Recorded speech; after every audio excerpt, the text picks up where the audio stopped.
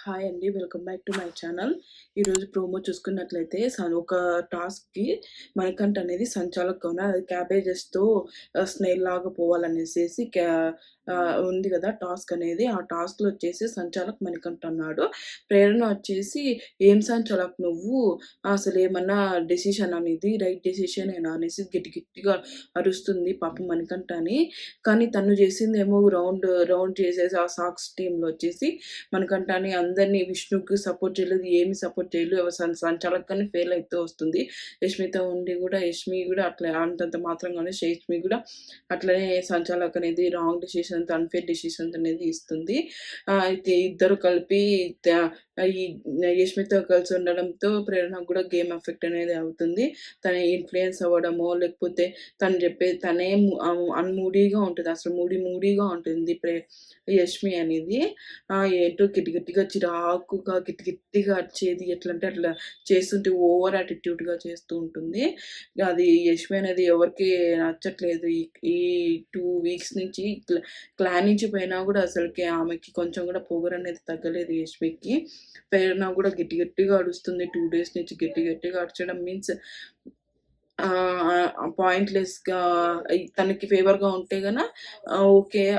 మాట్లాడుతుంది. లేకపోతే గట్టిగా అరచడం ఎంత ఘోరంగా అరుస్తుందంటే అంత ఘోరంగా అరుస్తుంది. చెవులైతే నొప్పైతున్నాయి వినేటప్పుడు. మామూలుగా ప్రేరణ సౌండ్స్ వింటా ఉంటే యష్మి అయితే తను జెప్పిందే నెగ్గాలి. ఇవి వేరేది ఏదన్నా అయితే అసలు గట్టిగా అరిచిద్ది. ఇంకా ఓవర్ అనేది చేసేస్తుంది. లాస్ట్ వీక్ చూసాం కదా! నాగ్ సార్ దాంట్లో చంచలక్‌గా ఫెయిల్ అయినప్పుడు హెచ్ఎస్ బాగా కవర్ చేసేసింది. ఇప్పటి వరకు ఈరోజైతే టాస్క్‌లొచ్చేసి 2 అయినాయి. 2 అనేవి కంప్లీట్ అయిపోయినాయి.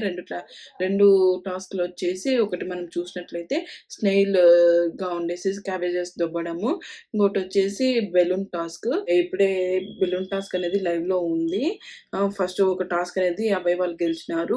ఇంకా 2 టాస్క్‌లొచ్చేసి నిఖిల్ క్లాన్ వాళ్ళు గెలిచినారు. నేను ఇంకోటి ఏం మాట్లాడుకుంటున్నానంటే సండే క్లాన్స్ అనేవి డివైడ్ అయినాయి కదా! ఆ డివైడ్ అయినప్పుడు సోనియా, పృథ్వీ ఎందుకు నిఖిల్ క్లాన్‌కి పోయినారంటే ఎందుకంటే నిఖిల్ క్లాన్‌లో మణికంఠ, నిఖిల్ ఉన్నప్పుడు ఎక్కువ మనీ ప్రైజ్ మనీ అనేది సంపాదించినారు. యష్మి క్లాన్‌లో లేదు సరిగ్గా నైనిక క్లాన్‌లో కూడా అంత ఏం సంపాదించలేదు. యష్మి క్లాన్ అయితే సున్నా ఇంక శుద్ధం. ఏం లేదు. ఇంక అందుకనేసేసి బాగా ప్లాన్ చేసుకొనేసేసి పృథ్వీ అండ్ సోనియా ఇద్దరు నిఖిల్ క్లాన్‌లోకెళ్ళిపోయినారు. సేఫ్‌గా ఆడిందేం లేదు. గేమ్ ఆడిందేం పెద్దగా ఏం లేదు. మాటలతోనే అయిపోతుంది కాలం సోనియాకి అండ్ పృథ్వీకి. వీళ్ళిద్దరూ బాగా సేఫ్‌గా నిఖిల్ క్లాన్‌లోకెళ్ళిపోయినారు. ఏం ఇంకా ఈరోజు లైవ్‌లో చూసుకున్నట్లయితే యష్మిని ఫ్లర్ట్ చేస్తున్నారనేసేసి అండ్ నిఖిల్ అండ్ సీత ఇంకా కొంతమంది కంటెస్టెంట్స్ అందరూ బెడ్‌రూమ్‌లో కూర్చొని మాట్లాడుకుంటున్నారు. ఇంకా మాట్లాడుకునే క్రమంలో ఇంకా యష్మిని పిలిచి మాట్లాడి ఎవరు ఫ్లర్ట్ చేస్తున్నారు అనేసేసి.